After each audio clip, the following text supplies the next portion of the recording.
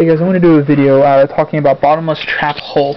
And I know a lot of YouTubers have recently commented on the fact that Bottomless Trap Hole isn't quite as good as it used to be, and a lot of people are now deciding to side deck one of these instead of side deck one, main deck one, or just opt not to play it at all, except maybe in the side deck, or even not even in the side deck. And they haven't really said why. They haven't, like, a lot of people are like, what do you mean Bottomless Trap Hole? It's great, it removes a monster, it's been good for so long, for at least 3 formats, maybe even 4, when I say format I mean nationals, at least past 3 nationals, this card has been amazing, it's done excellent. We've even seen it have a limit from 3 to 2 just because of how useful this card is, and you guys are right. However, one thing that the YouTubers haven't been saying is exactly why this card isn't quite as useful as it used to be. Now, I feel like that's kind of a mistake, and they're asking for backlash. So what I'm going to do is I want to tell you guys, I want to actually let you guys know exactly why Bottomless Trap Hole isn't nearly as good as it used to be. Now first, I want to start off with what it is still good against. Now, what you mostly would see this card still be very useful against is Gravekeepers, Gladiator Beast, and Blackwings. Now, these are the only 3 decks that this card can even still be considered highly useful against. Now, first one I want to talk about is the obvious, why it's good against Gladiator Beast. Gladiator Beast, basically, it'll force them to use the trap stun. If you open with this early and you get the effect off of it, if you get the effect off of it early, then it forces them to use the trap stun. When that means later on in the game they will not have that trap stun, and when it comes to being more important, when the game comes down to a 1-for-1 top deck situation, which if you're doing very well against Gladiator Beast, that's the situation you will probably be in. Then that's when this card can actually your other traps will shine. If anything, if this doesn't do the obvious remove from play the monster, which they usually play a low monster count, if it doesn't do the obvious that, then at the very least, it'll mean your other trap cards and your other options will be more viable.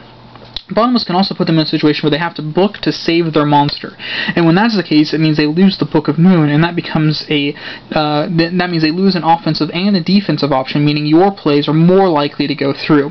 Bottomless Trap Hole is good against that matchup because it is multifunctional. It can be a deterrent away from making so it's a deterrent from making sure that their cards won't activate later on, or making sure that your cards will activate later on, or it can do exactly what it's supposed to do and remove their monster from play. So that's why it's still very useful in that matchup. However, like I said, with the increase of trap stun being played, especially in Gladiator Beast, because they need their attacks and their summons to go through, a lot of times this card can be deemed as unuseful, and people will opt to play other things instead, just to make sure that they'll let the attack go off, or they'll let the summon go off, but deal with the outcome instead. And I personally believe that actually is, in a Gladiator Beast matchup, that might be the smarter option than this. Limiting the use of your opponent's cards against your cards is a number 1 thing in terms of being able to win your match. So, next we're going to go on to Gravekeepers. And why is this good against Gravekeepers? Well, pretty much, if you let them have Necro Valley on the field at all times, this is going off. It's simple as that. You remove the Recruiter, you can remove the Spy, well, the Spy will still get the plus.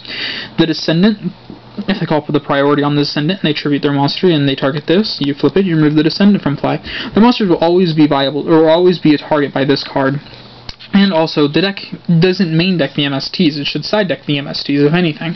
And it definitely won't play things like, and it usually won't play things like 7 Tools, Dust Tornado, stuff like that. So you don't really have to worry about it. Overall, this is a good card against that matchup.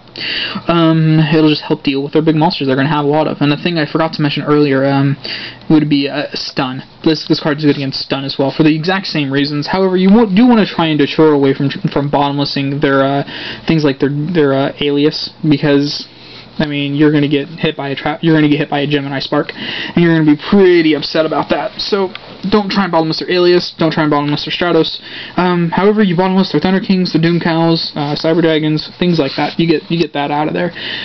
Next is the Blackwing matchup, and this card, Bottomless is still good against that matchup. Don't get me wrong. There are things that it does that it's just, I mean, it prevents the search. It means the Blackwing doesn't hit the graveyard for Blizzard, and it also will remove the synchros that come off. It'll remove the plus synchros off of Vayu and Shura, as well as taking out whatever Blizzard might bring up. So I mean, it's definitely helpful. Don't get me wrong. However, Icarus attack is going to hurt. Icarus attack is really going to hurt.